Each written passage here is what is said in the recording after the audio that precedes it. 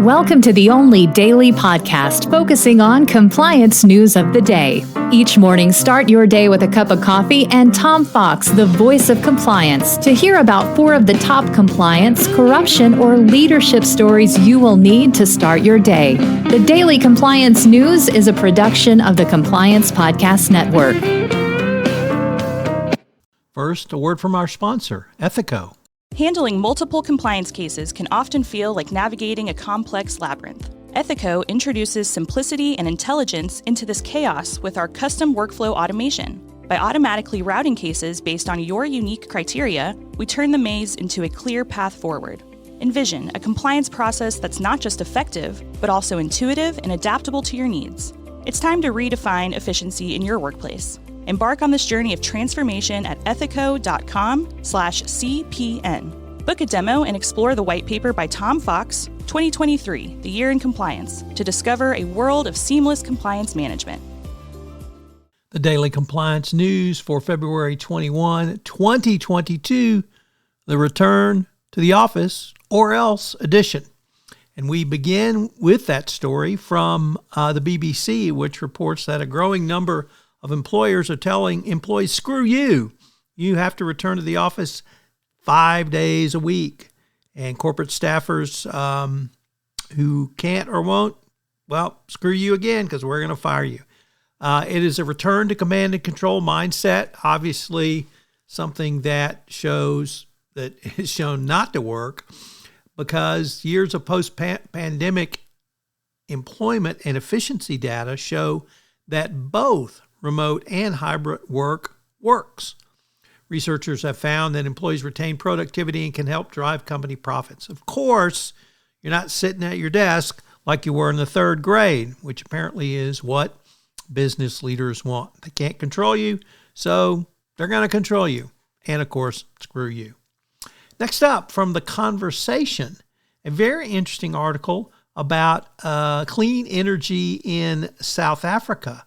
South Africa relies heavily on coal-fired stations, and making the transition to renewables is seen as a way to get out of the corruption of the country's electrical and power institutions.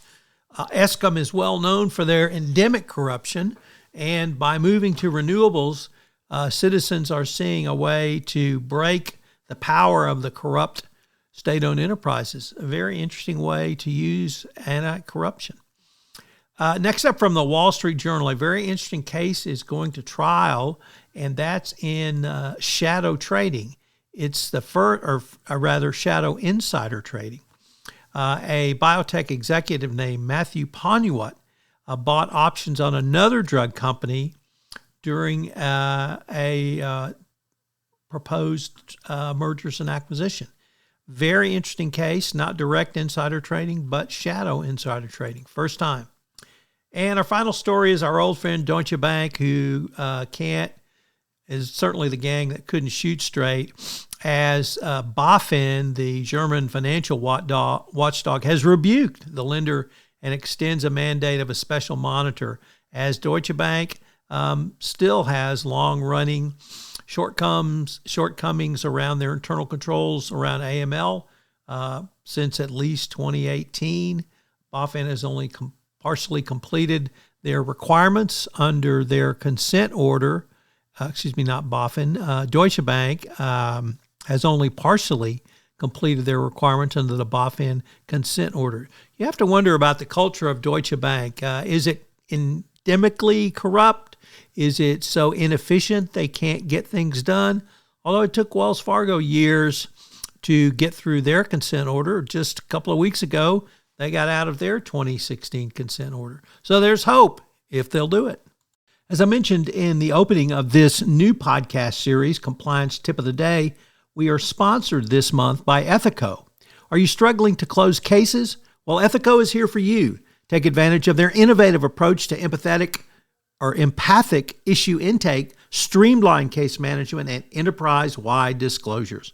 Learn more about how you can crowdsource risk management at scale at ethico.com/CPN.